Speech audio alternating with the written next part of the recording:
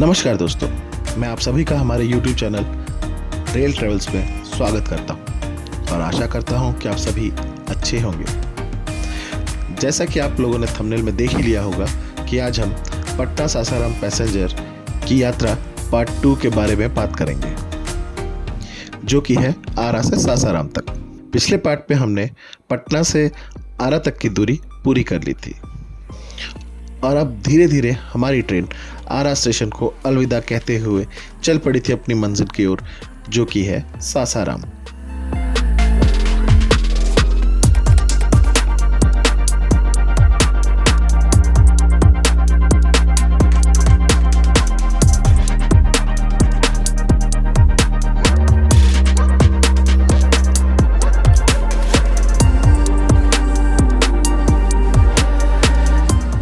सूरज अब ढलने को है और नारंगी रंग से पूरा आसमान खिला हुआ है और हम बढ़े जा रहे हैं अपनी मंजिल की ओर।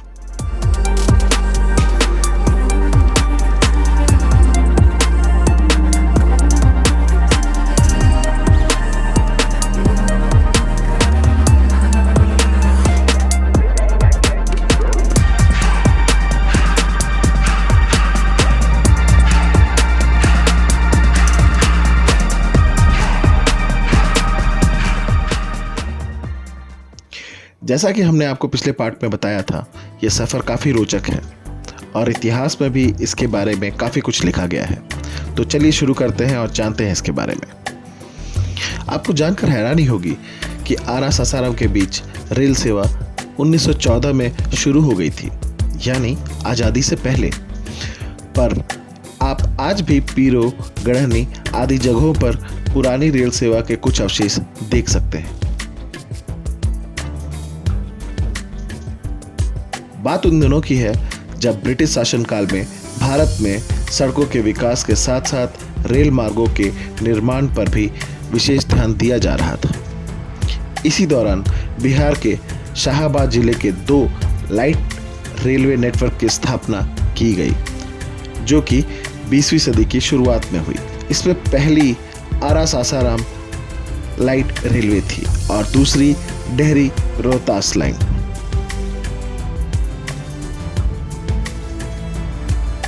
यह रेल मार्ग बिहार के पूर्वी शाहाबाद जिले के लोगों के लिए काफ़ी महत्वपूर्ण बन गई थी।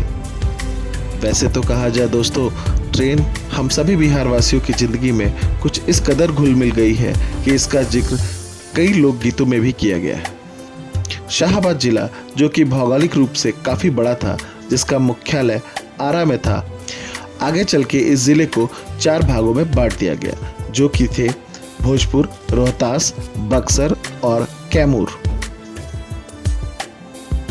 हालांकि वर्तमान में आरा सासाराम लाइट रेलवे अब इतिहास के पन्नों में कहीं खो सी गई है। अंग्रेजों ने शाहाबाद में रेलवे सेवा शुरू करने की योजना बनाई। रेल मार्टिन एंड बर्न की तरफ से आरा सासाराम लाइट रेलवे कंपनी का गठन 19 अक्टूबर 1909 में हुआ। यह एक प्राइवेट लिमिटेड कंपनी थी। इसके साथ ही आरा सासाराम रेल लाइन का निर्माण युद्ध स्तर पर शुरू किया गया। लगभग 100 किलोमीटर की इस परियोजना पर 5 साल में काम पूरा कर लिया गया। इस क्षेत्र में रेल लाइन का बनाया जाना बहुत महत्वपूर्ण था, क्योंकि इस क्षेत्र में पक्की सड़कें ना के बराबर थी और यह क्षेत्र धान की बम्पर फसल के लिए भी जाना जाता था, जिसे दूसरे क्षेत्रों में ले जाने में रेल ने काफ़ी मदद की। रेलगाड़ी जब छुक छुक करती वीर कुंवर सिंह के आरा से चलकर शेरशाह की नगरी सासाराम पहुंचती तो दृश्य देखते ही बनता। कुछ ही दिनों में ये ट्रेन काफ़ी पॉपुलर हो गई। इसे देखने की होड़ सी मची थी लोगों में, क्योंकि उस क्षेत्र के लिए ये सब बहुत नया था। इस रेल लाइन की मदद से छोटे छोटे गांव और कस्बे अब बड़े शहरों से भी मिल गए थे। इस रेल लाइन की मदद से छोटे छोटे गांव और कस्बे अब बड़े शहरों से जुड़ गए थे। 1970 में आरा सासाराम लाइट रेलवे के पास कुल 7 लोकोमोटिव थे, जो कि स्टीम इंजन थे, जिनकी मदद से आरा सासाराम के बीच पैसेंजर ट्रेनों का संचालन हो रहा था। एक ट्रेन में अमूमन 4 से 8 डिब्बे होते थे। हालांकि इस मार्ग पर चलने वाली पैसेंजर ट्रेनों की गति ज़्यादा नहीं थी, पर यह रेल मार्ग आसपास के कई सौ गांवों के लोगों के लिए यातायात का प्रमुख साधन था। इस रेल की अधिकतम स्पीड इतनी ही थी कि कोई साइकिल चालक साथ में बिछी सड़क से इस ट्रेन का मुकाबला कर सकता था और साथ साथ चल सकता था। इस ट्रेन की स्पीड औसतन 20 से 30 किलोमीटर प्रति घंटा होती थी।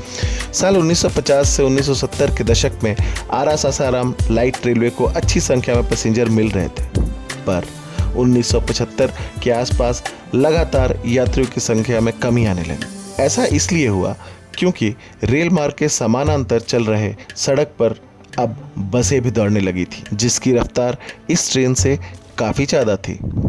लिहाजा यात्रियों के लिए रेल का सफ़र ज़्यादा समय लेने वाला हो गया। यात्रियों की कमी के कारण मार्टिन कंपनी को आरा सासाराम लाइट रेलवे से घाटा होने लगा।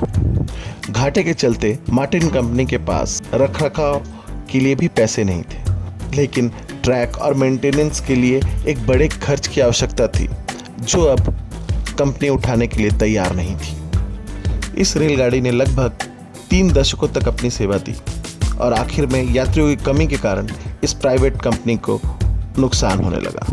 18 दिसंबर 1974 को कंपनी ने पहली बार इस रेल मार्ग को बंद करने के लिए एक नोटिस जारी किया, लेकिन भारत सरकार रेलवे बोर्ड की ओर से इस लाइट रेलवे कंपनी की आर्थिक सहायता की गई। 2.5 लाख रुपए के एडवांस दिए जाने के बाद कंपनी ने अगले 3 साल तक इस रेल मार्ग को संचालित रखा।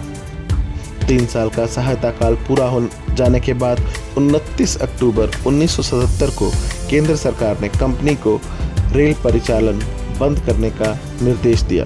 भारत में ज़्यादातर निजी क्षेत्रों की रेल परियोजनाएं बंद हो चुकी थी या फिर उनका राष्ट्रीयकरण होने के बाद वे भारतीय रेल का हिस्सा बन चुकी थी। इस दौर में मार्टिन एंड कंपनी ने 1977 में कलकत्ता, जिसे हम कोलकाता के नाम से जानते हैं, के हाई कोर्ट से रेल मार्ग को बंद करने के लिए औपचारिक तौर पर आदेश प्राप्त किया और 6 दिसंबर 1977 को कंपनी ने रेलवे बोर्ड को पत्र लिखकर सूचना दी वह इस रेल मार्ग पर संचालन बंद करने जा रही थी। आखिरकार आरा सासाराम लाइट रेलवे मार्ग पर 15 फरवरी 1978 को आखिरी पैसेंजर ट्रेन ने सफ़र किया। इसके बाद आरा सासाराम लाइन पर नैरो गेज ट्रेनों का सफ़र इतिहास बन गया। दोस्तों, ये थी कहानी आरा सासाराम रेल लाइन की। अब आते हैं अपनी ट्रेन पे, जो कि आरा से निकल चुकी थी और अब अंधेरा भी हो गया था। आइए जानते हैं आरा से सासाराम के बीच आने वाले स्टेशनों के बारे में। इस ट्रेन का 11वां स्टॉपेज है गढ़नी, जिसका स्टेशन कोड है GQN। इस ट्रेन का 12वां स्टॉप है चरपोखरी हाल्ट, जिसका स्टेशन कोड है CRQ। इस ट्रेन का 13वां हॉल्ट है पीरो, जिसका स्टेशन कोड है PIRO। मेरा गांव इस स्टेशन से मात्र 20 किलोमीटर की दूरी पर। चलिए आगे बढ़ते हैं। तो इस ट्रेन का 14वां स्टॉपेज हसन बाजार है, जिसका स्टेशन कोड है HSB। इस ट्रेन का 15वां स्टॉप विक्रमगंज है, जिसका स्टेशन कोड है XBKJ। और 16वां स्टॉपेज है संझौली हाल्ट, जिसका स्टेशन कोड है SJV।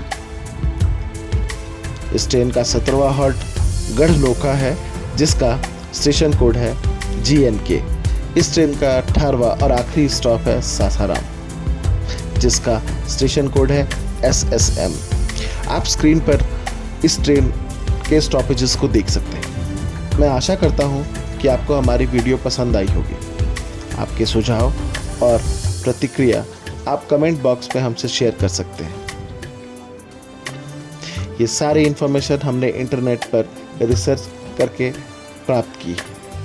यदि आपको लगता है कि कोई चीज़ हमसे छूट गई है या गलत है, तो प्लीज़ हमें कमेंट बॉक्स पे बताएं। हम कोशिश करेंगे कि हमारी आगे आने वाली वीडियो में हम उस पर सुधार कर पाएं। आपके सहयोग के लिए दिल से धन्यवाद। अगर आप किसी ट्रेन के बारे में वीडियो चाहते हैं तो हमें कमेंट सेक्शन में ज़रूर लिखें। हम कोशिश करेंगे कि जल्द से जल्द आपके लिए वो वीडियो लाएं आपके नाम के साथ। और हाँ दोस्तों, आप किस सिटी से हमारी वीडियो देख रहे हैं हमें कमेंट सेक्शन में ज़रूर लिखें। हमें भी तो पता चले हमारी वीडियो किन किन क्षेत्रों या कस्बों तक पहुंच गई है। इसी के साथ मैं अपनी वीडियो यहीं समाप्त करता हूं। मिलते हैं अपनी अगली वीडियो में। जय हिंद, धन्यवाद।